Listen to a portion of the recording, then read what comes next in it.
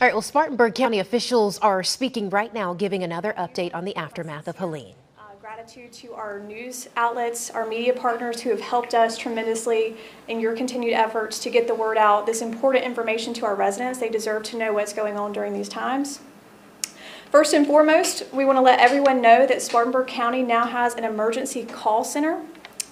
It is up and running, and that phone number is 864-860-1644. Again, that number is 864-860-1644. And this urgent unmet needs line is available for residents who cannot get out of their yards or cannot gain access to critical medications. Please call that number. The phones are already ringing off the hook, but we will take those calls as quickly as possible. We do want to thank the many county employees who are working that call center, as well as other county employees and folks from all over the state, all over the nation really, that have come in and they've played a critical role in helping us respond to this historic storm. So thank you to everyone who's been involved. As far as our cleanup efforts go, our public works crews and contractors are continuing their cleanup efforts, clearing roadways and then picking up storm debris. We've had a few questions about that debris collection process that we shared with you all yesterday. Again, we are asking residents to place all vegetative and woody debris to the side of the road. It doesn't matter the weight or the size, as long as you can get it to the side of the road, we will pick it up. Just make sure it's out of the way of mailboxes, utilities, and standing trees so that we're able to access it with the large grapples.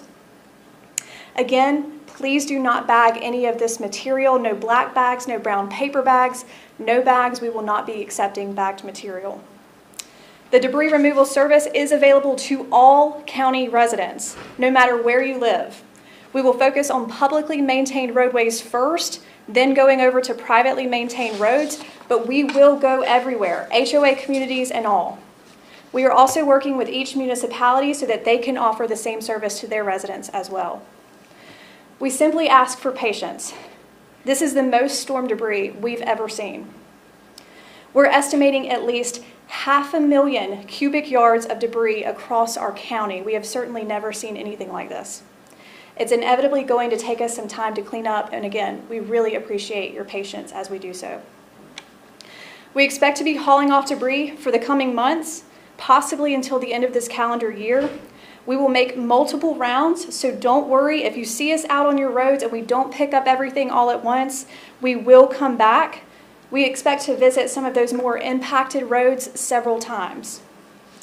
We've heard from some folks who say they aren't physically able to remove the debris or get the debris to the side of the roads. This is where we want to call on our citizens to help us out. Be good neighbors. We've already been so impressed, as you heard yesterday, we've already been so impressed with the good deeds being done by county citizens, the kind actions being done for neighbors, for friends, for family members. We ask that you continue these good deeds, especially if you have an elderly or mobility impaired neighbor who cannot physically move the debris to the side of the road. Please help them out. We really would appreciate it. We have a unique opportunity for county residents. A lot of county residents have been asking how can they help us? And we can take the help. As we start hauling off debris, we will be working with our contractor, Debris Tech, to monitor requirements for FEMA reimbursement. Later this week, we will host a hiring event at the Spartanburg County Administration Building, which is located at 366 North Church Street in Spartanburg. We will need to hire at least 100 people to help us with debris monitoring. If you're looking for a job and a great way to help out during this difficult time, here's your chance. Those who are hired will be trained and will be paid. There will be several debris monitoring stations throughout the county, and we will need boots on the ground as we continue to collect debris over the upcoming months. More information about this hiring event will be posted on our social media pages. If you're not already following our Facebook page, please do, as we're posting lots of updates there. As far as our recycling centers go, we've gotten several questions about where folks can take their trash. For now, our landfill in Welford is still the only place that is open and accepting household waste. That is due to power outages still across the county. However, we do hope to open at least a few other collection sites in the coming days, and we will keep you posted of those openings again on our Facebook page. We are simply awaiting power restoration, and in some cases, at some of our collection sites, we are still working to remove debris, just as many of our residents are. We want to make sure those sites are accessible before we open them to the public.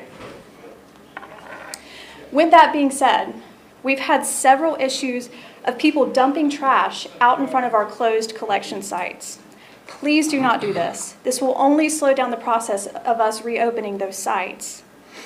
Our crews will have to clean up that mess first. And as you can imagine, we're already very busy. We don't want to waste time cleaning up trash when those folks could be out on the roads clearing the roads. As a reminder, leaving trash or other items at our closed collection sites or on the roadway is a crime and can be prosecuted. I'm going to hand it over to our Emergency Services Director, Doug Bryson, and he's going to share a little bit more information. Thank you. Thank you, Scotty. Before I start, I want to remind everybody to please keep everybody that's been impacted by this terrible storm from Florida all the way up and through the Northeast, especially North and South Carolina. Keep them in your thoughts and prayers. The death toll still continues to rise in the Asheville area, and it's just unimaginable what those folks are going through and the losses that they are facing. It's bad enough what we're dealing with here in Spartanburg County, but the losses in the Asheville-Buncombe County area, again, are unimaginable, so please continue to pray for them. We have what we call pods. POD are points of distribution. We have 2 pods that are set up, one at Spartanburg Community College Tiger River campus on East Main Street in Duncan. It is active now. It was opened yesterday, and they're continuing to restock that as needed. We opened one yesterday as well at Highway 11 and I-26 on the northern end of the county. They did run out of supplies, so that is currently closed. We asked people not to go there. There's been a tremendous line of people there already. We do have multiple requests for several tractor trailer loads of water and MREs. We're just waiting for those to arrive, but we need to keep the road up there clear so that those trucks can get in and restock that pod. And once that happens, we will get with all of you, plus post it on social media so that our citizens can get up there and get some more assistance. We currently have 2 shelters open to the public. As we did initially, we have a special medical needs shelter at the Hodge Center on the campus of the University of South Carolina Upstate. That's at 365 Hodge Drive, again on the campus of USC. That is for special medical needs, basically for minor medical equipment such as oxygen generators or anything else that just simply needs to be plugged in. The second is a general population shelter, and that is at the Spartanburg Memorial Auditorium in the lower level, in the basement of the Spartanburg Memorial Auditorium in downtown Spartanburg on North Church Street. They will have water, MREs, cots, facilities available, restroom facilities available, so on and so forth. Financial assistance for our small businesses that have been impacted by the storm. The U.S. Small Business Administration, also known as SBA, has financial assistance available for businesses who sustain physical damage or economic injury. Business physical disaster loans can help repair or replace disaster damaged property, equipment, and inventory. Economic injury disaster loans are working capital loans to help small businesses meet ordinary and necessary financial obligations that cannot be met due to the ongoing disaster. Home disaster loans are also available to owners and renters for disaster damaged real estate, personal property, and automobiles.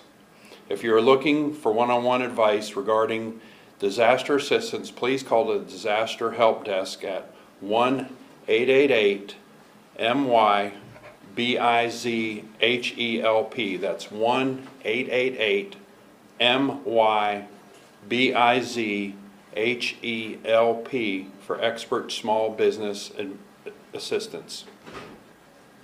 FEMA also announced federal disaster assistance is available to those across Spartanburg County affected by Hurricane Helene. Individuals and business owners who incurred uninsured, the key there is uninsured, damages or have sustained losses to begin applying for assistance by registering on disasterassistance.gov. That's www.disasterassistance.gov. disasterassistance.gov. Or you can call 1-800-621-3362, or there's also a FEMA app that's available on the Play Store, and go Google and Apple. Our friends at One Spartanburg Inc. have put together a fantastic list of resources and more information on their website as well if you'd like to learn more. The way this will work is once things start to settle down and individual needs are being met and roadways are open and more power is restored, the State of South Carolina Emergency Management Division will coordinate with FEMA, and they will begin opening field offices, or what we call DRC, Disaster Recovery Centers. Those will be set up in each county, and more information about those will be forthcoming, and that's at that point we'll be reaching out more to the public about assistance options. Stay up to date. If you are not already following Spartanburg County on Facebook, please do so, as we will continue to post important storm-related information there. As we mentioned yesterday, there's a lot of misinformation, a lot of rumors, a lot of just plain fake news that is circulating, and unfortunately people take advantage of disasters like this to try to take advantage of people. But please only believe and trust in trusted sites and sources, whether it be weather related or government assistance and government help. Right now we've got a lot of open grocery stores, pharmacies, gas stations, restaurants, and more. All these are listed on our Facebook page, and we are updating that practically hourly. As more power is restored to the county, we're doing our best to try to keep those lists updated, because we know that's a big concern. That's a lot of what we are getting on our call center numbers are people asking what's open and where they can go to get ice, to get gas, to get food, so on and so forth. So we're trying to keep that Facebook list as well. I have one more point to make, Doug, if you don't mind. Okay, by all means, go ahead. Then the major. All right. So back to trash collection and storm debris. We have had a couple people asking if they could burn their trash. Right now, we ask, please do not burn your trash. Please do not burn your storm debris. In fact, the South Carolina Forestry Commission has issued a state forester's burning ban for 20 counties in South Carolina, including Spartanburg County, and that is effective immediately. A state forester's burning ban prohibits all outdoor burning, including yard debris, burning in unincorporated areas, as well as burning for forestry, wildlife, or agricultural purposes, otherwise known as prescribed or controlled burns. The ban does not apply to fires used for the preparation of food, or fires used in appropriate enclosures such as portable outdoor fireplaces, chimneys, or permanent fire pits constructed of stone, masonry, metal, or other non-combustible material that conforms with all the applicable South Carolina fire codes. The burning ban is intended to ease the strain on the firefighting personnel and law enforcement officials from both the Forestry Commission and from local fire departments, many of whom were dispatched to affected areas to assist with road clearing, damage assessment, and related cleanup. The ban will stay in effect until further notice, which will come in the form of an official announcement from the Forestry Commission. Now I'm going to hand it over to Major Pileggi with the South Carolina National Guard. Thank you, Mr. Bryson. Ms. Blackmore, Sheriff, thank you. Good afternoon. Right now, we have over 700 soldiers across the upstate and across Spartanburg County assisting critical operations. They are actively engaged, dedicated men and women working tirelessly to help clear road debris, as well as cutting up trees to assist the fire department, especially in southern Spartanburg, providing shelter assistance, of course, at the food and water distribution points that were mentioned, and to assist other vital tasks that are essential to the safety and the well-being of our communities. We anticipate additional soldiers coming into the area to support our ongoing efforts, and we're here as long as we need to support Spartanburg County and the upstate. So thank you again for your time. Yes, I have a kind of a small update. I got off the phone with Josiah Magnuson a while ago, one of our representatives, and he was in contact with the Department of Motor Vehicle, and I know this is a low priority issue, but people's people have been calling to ask, okay, my license are about to expire, I have to re-up them, my tag, so on and so forth. You are good until November the 1st, okay? Representative Josiah Magnuson has got that worked out, the DMV, and he decided that November the 1st, you can ride around with an expired license and expired tag until November the 1st. After that now, you know, all bets are off. So I want to brag and say thank you to our Lord and Savior Jesus Christ. We have had a lot of people in this county that you would not really think would be coming together, but they have. And when I say this about this group of people, it's all out of love.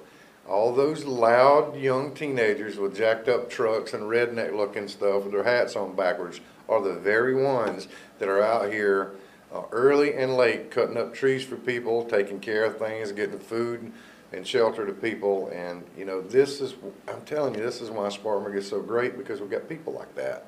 So let's continue to do that. There's so much more good happening in this disaster than there is bad. We are nowhere near, I don't even think we're a tenth of what Western North Carolina is going through. I want to remind you again, yesterday there was a lady woke up. She, on the first day, she lost 10 family members. 10! Me personally, I've not lost 10 family members in my lifetime. You know, that's a lot of people to be, she's pretty much alone and she has nothing. So let's remember, you know, help our neighbors, keep praying. I'm seeing a lot of people who are, basically they're doing block parties. One person's cooking, one person's getting the food, the kids are out having a good time. You know, this is more of an inconvenience than it is a big, huge problem. So remind you again, if a red light is out or is flashing, it is to be treated as a four-way. I don't like to write tickets in this kind of thing, but some people are going to have to get them because they're just simply not slowing down. When you're on a main road like 176 and you come up to a red light, it is a four-way stop sign. Again, we've had lots of wrecks, and we just need to try to avoid that and keep people from getting hurt. Okay. If you have any questions for me, law enforcement related, I'm happy to try to answer it. But other than that, that's really all I have. Any questions? Scotty K and them did the greatest. So for me or Miss K? Just in general, I know President Biden is planning on visiting the area tomorrow. Were you guys made aware of that? And is anyone from the county planning to visit with that administration? I've been made aware of it, and I'm busy. I've really just got local people I need to deal with. I mean, you know, I'll let the state people deal with those gentlemen. Mr. Bryson, Duke has said that majority of customers should expect their power back by Friday. Does that seem like a realistic timeline? We have to take them at their word. We're busy with so many other issues. I have never seen the destruction and the level of damage to the electrical infrastructure as we have with this. We've had tornadoes, we've had snow and ice storms that have caused power outages, but I've never seen the amount of poles down, wires down, trees still on top of power lines, and so widespread. Normally, a tornado will cut usually a fairly narrow swath through the county. This is the entire upstate, and the majority of the upstate does get their power from Duke. There's several other providers and co-ops, but I've just have never personally seen this level of destruction to the entire electrical grid. So to me, that does seem fairly realistic. And U.S. Senator Lindsey Graham mentioned the possibility of burying power lines to avoid this kind of thing in the future. He said that. I vote yes. I vote yes. Right. Is that something county leaders would look at in the future? That's not up to the county. Those are up to the really up to the builders and the subdivision. I can tell you, right next door, there's a 300-foot tower. That is our primary 911 communications tower. When you drive by, you'll see the underground power lines that were ripped out of the ground when the pole fell. And it's going to probably take a month or two to get those replaced because the entire underground portion of those lines has to be replaced. Fortunately, we have a double generator system there, so the tower and radio transmissions are still operational. But when the pole snapped in half, it pulled all those lines out of the ground and destroyed them. So nothing is 100% damage proof. We just have to look at those case by case. I have one for Ms. Blackwell. You mentioned that people could call into the call center if they were having trouble getting out of their homes. Can they expect like resources to be brought to them, or just a priority on Case by clearing case. the area? Case by case. Okay. And I can say too, I was in speaking with some of the elected officials here locally, and also our crew in the Emergency Operations Center that's handling the actual operations and incident command, and that they are now today really seeing the floodgates open on resources coming. We know that it takes 72 hours at least. That's why we tell people to have a 72-hour survival kit. It's going to take 3 or 4 days for resources to arrive, and that's usually just if something impacts Spartanburg County. But again, we're competing for resources for Georgia, North Carolina, Florida. Everybody that was impacted is all asking for the same things. So we are now really beginning to see resources flowing up to the upstate. Everything from, we have 2 shower trailers coming to help the folks in Campobello with some water issues, to a lot more tractor trailers of bottled water, MREs, just about anything that we ask for now is lined up and ready to go, and it just takes a couple days. So that's why we ask people to continue to be patient. But I think from here on out, the public is going to see a tremendous difference in things happening in the upstate. Sure. I have something I want to add, and I can only speak for our department, and I know that there's tons of stuff going on these municipalities doing the same thing. I have deputies that have decided to come in on their off time, and they will go and cut a tree. They've been marking roads, and they've been going and cutting trees on their own time, their own chainsaws. I mean, this is the kind of wonderful human beings I get to work around. And the majors, men and women, it didn't matter what we ask them to do, they go, yes, sir, is there anything else I can do? So this is, I'm telling you, there's a lot more good coming out of this than bad. Be patient, keep praying, be a good neighbor, and please obey the law. Daggone. We need you to help us. And one last thing, please keep in mind that we have all been affected by this personally as well too. I don't have any power either. We have deputies and responders who have damage to their house. Yeah. I have no power at my house. I have my wife and my elderly mother live there. Trying to get home to check on them every day. There's no food there, just like everybody else. We're facing the same conditions that the general public is. And it weighs on our minds as well too. We're here trying to do a job, but we also worry about our families at home that are struggling with the same conditions that we are seeing the general public deal with. So please keep them in your thoughts and prayers as well too. Sure. And one more thing to further address your question about folks who can't get out of their homes but need those critical medications. We do have the call center, but there are 2 additional phone numbers listed on our Facebook page that they can call, and it's specifically geared towards getting access to those medications. So that's a good place to go if they need additional resources. Our deputies are helping with that as well, along with everybody else. So we're gonna make it happen. And I would just make one more point to further reiterate what Sheriff was saying earlier. Again, I know we've stressed this multiple times, but we really mean it. If you can stay off the roads, please do. Leave space for first responders, for utility workers, for public works crews, so that they can get their jobs done more easily and we can return to normal more quickly. Have any of y'all heard about a timeline for improvement of cell coverage? I know in the Landrum, Campobello area, it's non-existent. We have multiple portable cellular towers in that area. Yep. The different carriers we're working with, I know there's at least 2 or 3 Verizon, what they call CALs, which is a cell on wheels. It is a mobile cell site. We do have one in Campobello and one in Landrum now. We're working with T-Mobile and the other ones to also get that same equipment. But again, it just takes time. At one point, over 50% of the cell towers in Spartanburg County were down. I don't have an exact number now, but I do know that a considerable amount have been back online. So every day that is getting better. Since you brought that up, I want to reiterate too. We have what they call those CALs, cell on wheels. They're following these people home and trying to take their equipment from them, and I'm going to let you know that I got about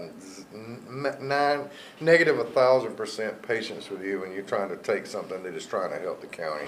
Leave those people alone, okay? Just leave them alone. They're out there, same shape we're in, don't have power, trying to take a shower every 3 days, a cold one at that. Let these people help us and help the people that really need it. But have y'all noticed any impacts on the ability to get through for 911 or for needs for services? No, Been a hiccup at best. And Mr. Bryson, what has the county thought about the FEMA response? we're working through that with the State Emergency Management Division, of course. FEMA doesn't usually come in within the first 24 or 48 hours. Things have to be stabilized in order for them to come in and start assisting. So we've started several days ago already ahead of the curve doing damage assessments. Our county assessor's office, they are trained in doing damage assessments, as are our CERT volunteers and also our fire departments. So that gives us an idea of the kind of damages we're beginning to see. Again, it's a process because you have multiple states involved. FEMA Region 4 headquarters is in Atlanta. Not sure if they had any damage or not, but again, you've got multiple states all in one FEMA region that are all impacted at the same time. So it's going to take a while for them to get out. But really at this point, like I said, they like for things to be stabilized before they come in and set up, and that'll all be coordinated through the State Emergency Management Division in Columbia. Are there any specific towns or areas, neighborhoods in the county where you're seeing really extensive damage? I haven't been out of this building except to go home and back, but from what we're hearing, the entire county. It was very There are widespread. pockets, there are pockets like anything else, which could have been tornadoes, could have been microburst, who knows. This was a 4 to 6 hour event. I think from what the Weather Service and some folks in Columbia are telling us, they won't be surprised if we've had over 200 tornadoes across the state during this event. I know Orangeburg alone, as of this morning, had 16 just in Orangeburg County. And it's just with the amount of devastation and destruction, sometimes it's hard to really delineate what was from straight line winds, what was a tornado. And the way we look at it at this point, what's it really matter? We're helping people regardless of if it's a tornado, hurricane, or whatever. But I think this will be a historic weather event for us. I've spoken with many of my counterparts at the coast who have all come up here to assist us and said, we have never been requested to go to the upstate to help with a hurricane. We're always going to the coast to help them with hurricane response and recovery. So this is an epic storm for this part of South Carolina, and hopefully one none of us will ever see in our lifetimes again. Right, and going into preparation, do you think the NWS projection was accurate? They did. Nobody could have predicted this. We were in here Thursday night monitoring the radar, the National Hurricane Center, the federal folks at the national level. They kept saying it was going to go over more towards Atlanta. Then at the very last second, it veered east and came over us. Everybody just did the best they can because this just was such an unprecedented storm of historic proportions that nobody could have predicted this. Any other questions? Question for the Major. Yes. Sir, do you know if you're going to be providing quartermaster services to the public, laundry and bath, for example? At this time, sir, the county EOC will continue to provide those resources, and FEMA will support as well when the requests are submitted. We have provided a list of laundromats across the county. Now, we can't tell you to what extent they're open or operational, but we are doing our best to try to make people aware of where laundromats are. And as more power gets turned on, hopefully they can rely on neighbors to help and things like that. But We're also asking all businesses in Spartanburg County, if you see our post, if you don't see our post, but your business is open and operational, please reach out to us and let us know so that we can add you to that running list. Just one more for me. What has the county thought about Duke Energy's response and their ongoing effort? I'm sorry? What has the county thought about Duke's response in restoring power to the county? I've had very little contact. That's been at the administrative level, so I can't comment on that. I think they're working as hard as they can. The power crews, the public works crews, the contractors that we've got, over 20, over 30 crews out there working on getting power lines out of the roadway, getting down trees out of the roadway, and everyone's working around the clock until, as early as they can possibly come to work until it's dark at night. So keep those folks especially in your thoughts and prayers because, again, they are working tremendously hard and helping us get back to normal. There's crews here from as far away as Canada. The crews that came out to help to repair the power pole that was broken in front of our building here was from Texas. They're really from all over, and we greatly appreciate their support. Anything else? All right. Thank you all so Thank much you all. for coming. We'll be in touch and we'll keep you updated. You have been listening to an update from officials in Spartanburg County. A lot of updates to share this afternoon. First, officials sharing that there is now what they're calling an urgent unmet needs number for people to call. We're going to go ahead and put that number there at the bottom of your screen. It's 864-860-1644. Spartanburg County officials saying that this number is for people who cannot get out of their yards or cannot get their critical medication. Officials asking people to call that number, not call 911 for those needs. We also heard from Spartanburg County Sheriff Chuck Wright, and he shared an update for people who are concerned about their license or tag expiring and they are unable to renew them right now. The sheriff saying that there is an extension until November 1st, and the sheriff also thanking people for helping each other and looking out for each other during this time. Officials sharing that there are crews from all over the country and even Canada coming to our area, to the upstate, to help. Other updates, we just heard from Spartanburg County officials saying that debris removal services will be available to all Spartanburg County residents. Officials say they expect to be hauling off debris for the coming months, making multiple rounds. If you have debris in your yard, they're asking you to not bag it and put it by your curb so that the crews can come and collect it. Also, for people who want to know what to do with their trash, officials sharing that they can take it to the landfill in Welford right now. That's the only place that they're saying people can take it at this time, but they do expect to open more collection sites in the coming days. A few other updates to share with you. Officials also saying that there is a special medical needs shelter on the campus of USC Upstate. This is for people who need to plug in their medical equipment. There is also a shelter at the Spartanburg Memorial Auditorium in downtown Spartanburg. That's where people can get water, food, cots, and restrooms. We are expecting an update this afternoon from other counties in our area, including and also South Carolina Governor Henry McMaster. So do stay here with WYFF News 4 for updates. We will be here right here with you throughout the day, bringing you those updates. And if you would like to help and you're wondering, how can I do that? We want to show you this QR code right here that you can scan. This is to donate to the American Red Cross. Officials saying that you can donate your money, you can also donate your time, and you can also donate your blood if you would like to help. Again, we thank you for watching WYFF News 4 at noon. We'll see you back here shortly.